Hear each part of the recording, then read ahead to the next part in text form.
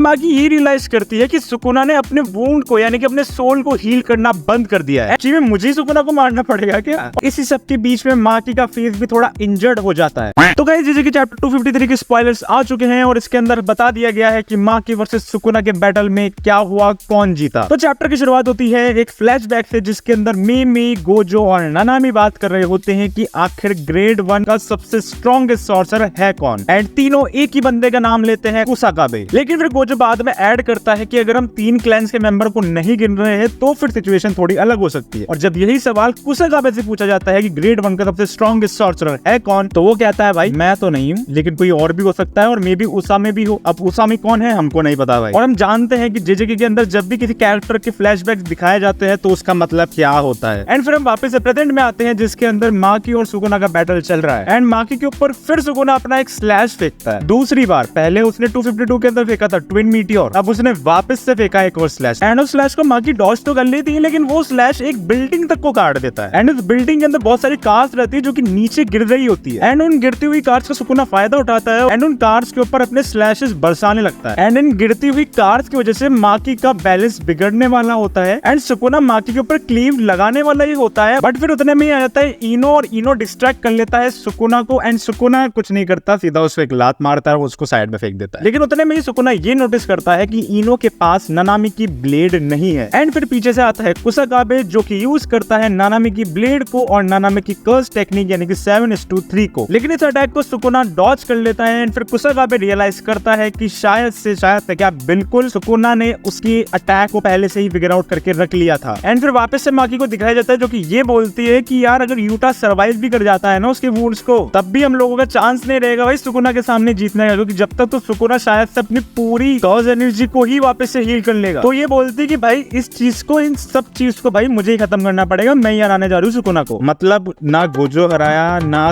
काशिमो हराया, ना हिगुरुमा हराया, माकी हराएगी भाई सुकुना को। एंड फिर नरेटर ये कहता है कि सुकुना को गोजो, काशिमो, हिगुरुमा एंड यूटा जैसे बड़े बड़े जुजुत्सु सॉर्सरर्स ने फेस करा एंड अपने टैलेंट का प्रदर्शन दिखाया, सुकुना को एंटरटेन करा अपने जुजुत्सु के टैलेंट से। लेकिन सबसे ज्यादा मजा सुकुना को माकी के साथ खेलने में आ रहा है, I mean लड़ने में आ रहा है, क्योंकि उसकी रॉ स्ट्रेंथ की वजह से ड्यू टू हेवनली रेस्ट्रिक्शन। उसके बाद माकी एक पिलर उठाती है और सीधा सुकुना पे फेंक के मारती है। लेकिन सुकुना बिल्कुल XLR8 की स्पीड की वजह से XLR8 की तरह हाई स्पीड का यूज करता है और सीधा माकी के अटैक को डॉज करते हुए माकी का फेस पकड़ता है और सीधा एक बिल्डिंग के थ्रू उसको घसीटते हुए नीचे लेके जा रहा होता है। एंड फिर सुकुना उसको ये कहता है कि तू उस यूजी ब्रेड से तो काफी ज्यादा अच्छी है, तूने जुजुत्सु को पूरी तरीके से डिस्कार्ड करा है, त्यागा है, तू एक ट्रू नथिंगनेस है। एंड इसी सब के बीच में माकी का फेस भी थोड़ा इंजर्ड हो जाता है क्योंकि सुकुना ने उसके फेस को इतना ज्यादा टाइटली पकड़ा था। एंड माकी ये रियलाइज करती है कि सुकुना ने अपने वुंड को यानी कि अपने सोल को हील करना बंद कर दिया है। एंड फिर सुकुना खुश होकर चिल्ला चिल्ला कर कहता है कि जो जुजुत्सु है वो तो सिर्फ स्किन और मीट है, असली मजा तो माकी के अंदर है।